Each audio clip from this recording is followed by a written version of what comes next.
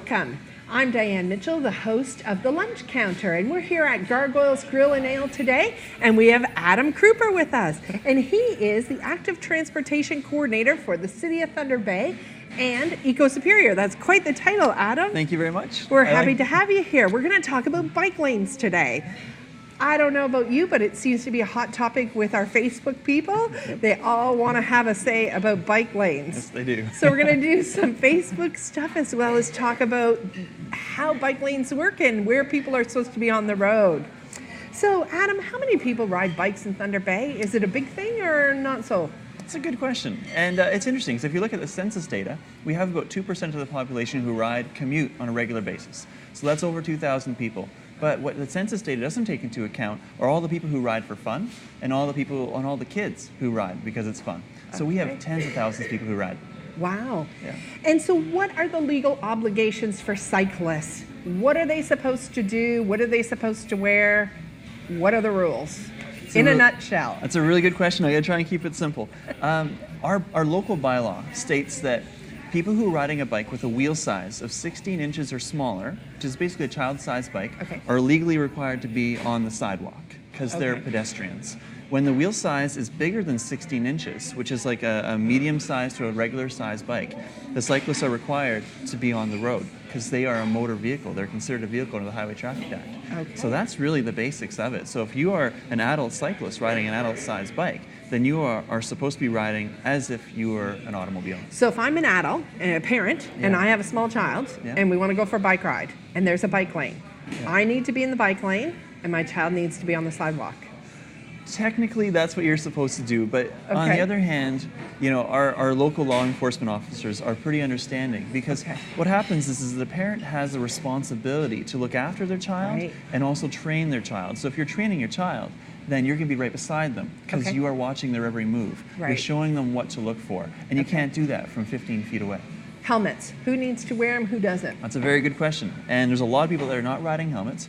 But we're always saying, and the law states that if you're 18 years or under, you're required to wear a helmet. If you're 18 years or older, you're not required, but highly recommended. Because as the Ontario Coroner Report stated, 80% of cycling deaths and serious injuries are preventable if that person's wearing a helmet. Wow. So it makes a huge difference. Good deal. What are the obligations of bikes when they're on the road? When a cyclist is on the road, they are required to ride their bike as if it was a motor vehicle. So that means they, as you were stating earlier today, they are expected to signal. They're expected to stop for all stop signs and all red lights. If they're positioning themselves on the roadway, let's say there's a left turn or a right turn, they're supposed to make those turns as if they're a motor vehicle. Is there a bicycle handbook anywhere that people can find out all this information? What are the signals? I remember them as a kid, but I'm not quite sure I have them right. Where can I go and get that information, Adam? Yeah, if you do actually a search for the Ontario Cyclist Handbook, the Ministry of Transportation publishes a really nice book. It's available in paper format, but it's also available in PDF. And it's an excellent book. They've got a child's version and an adult's version, and it goes through all the basics. Oh, neat. Yeah. What are the legal obligations of the vehicles on the road when the bicycles are on the road? You know, the biggest thing for motor vehicles and people who are driving cars, their requirement is to treat the cyclists when they're on the road like they would treat any other motor vehicle. So if there's a cyclist in front of them and they want to overtake that person, give them enough space that they can do it safely. If you have to make a lane change in front of a cyclist, check your shoulder and make sure you're not going to cut them off. Same thing with right-hand turns. Just make sure you're not cutting them off and you're giving them enough space. So I know it's irritating for me. I'm driving along in my car and I have a person who comes up beside me on a bicycle and we're at a stoplight. And they wheel right to the front instead of being in the lane with the vehicles, right? And so they drive alongside everybody's car. Is that what they're supposed to do? Or are they supposed to be in a lane and stop behind the vehicles like everybody else if there's no bike lanes? Yeah, that's an interesting question, actually. The Highway Traffic Act notes that a cyclist is allowed to ride up along the right side of vehicles if there is sufficient room to do so without impeding or causing problems with the rest of traffic. Good. I did not know that. Where else in Canada do they have bike lanes? Are we the only city that's dealing with this? We're the only city in Canada that has bike lanes. I'm just kidding. No, there are bike lanes across Canada. Every major city in Canada has bike lanes. And bike lanes started getting implemented in about 1990. Are the other cities having the same kind of issues and the same education process that they have to go through that we're going through? Absolutely. Okay. And it's funny, when I first started my job, I'm like, I can't be the only one going through this. There's no way. And I started doing research, and it's the same issues. People have parking concerns. People have concerns about reduced lane widths. It's the same concerns everywhere. Okay. And so that was really interesting. But one of the advantages that larger urban centers have that we don't have is that they have cities surrounding them. So drivers, they go to another city, which is only 25 kilometers away, and they see more bike lanes and more bike lanes everywhere they go. So it's very normalized. Right. And so they learn by example, and they learn by normalization. In Thunder Bay, we are isolated. Great. You know? And so we have to, we've got a bit more work. We've got a question from Facebook here, so I'm going to read you this question. It's from Danielle.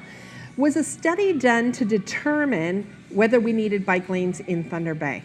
And that's a really good question, because a lot of people ask that. They're like, is this just a willy-nilly process? Right. And when the active transportation plan was being created, there was 23 different members of city administration, city council, as well as members of the public who created the plan. And so they did public open houses, they had surveys, and they even gave routes to cyclists, like just regular cyclists, to ride them and give feedback to see if they were the best routes for the plan. And so all that feedback was integrated into the plan that we're now implementing. Okay. Danielle had one other part to her question. She wanted to know, were bicycle paths ever considered in the study? And so a lot of times when people are talking about a bike path, I think what they're referring to are the multi-use trails that we have around Boulevard Lake or around Chapels Park. And that is something that we gave thought to. But the issue with a multi-use path or a multi-use trail is that we need a hunk of land that's open and available. And there can't be driveways. It has to be sufficiently away from the road, and you need the space to do it. And we just don't have the land to do that. We don't have big swaths of undeveloped land. Thunder Bay has got subdivisions and houses built throughout it, so we couldn't actually use that as an option. Can we just ban bikes on the roads? Can we just say, just take the bus, just drive your car, get rid of the bikes? No. The Highway Traffic Act, bikes are required under provincial law to ride on the road. And so, as a municipality, we don't have the power to change that. Even if there was the political will to do it, it would be contravening the provincial law, and there's no way we could do it. Okay. What are some of the advantages to riding bikes rather than taking the cars and using public transportation? That's true. That's a good point. Why do people bike? There's a lot of reasons. Like, as I biked here today. And the reason why is because, on one hand, it's free. I love anything that's free. And I hate going to the gym. It drives me crazy. So, getting to ride here is like my 25-minute workout. Right. It's integrated into my life. And I feel a lot healthier. And studies have shown that people who commute to work or commute as a daily part of their life, they take fewer sick days, they are more productive at work, and they're generally happier people. So it's a great way of staying healthy, saving money, and feeling pretty good. Of course, we're always also looking to reduce our greenhouse gas footprint. So it's carbon neutral. It's a carbon neutral activity. Have you found an increase in the people who bike because now we have the bike racks on the buses? So if it rains for your way home, you don't have to ride your bike. When we started with Transit put the bike racks on the buses in 2009. And when we first started, there was about 6,000 uses. Last year, there were 21,000 uses. Wow. 21,000 people put their bikes on the racks on the buses. That's great. So this is a great time to wrap up. We're going to take a break, and we'll be right back after this message.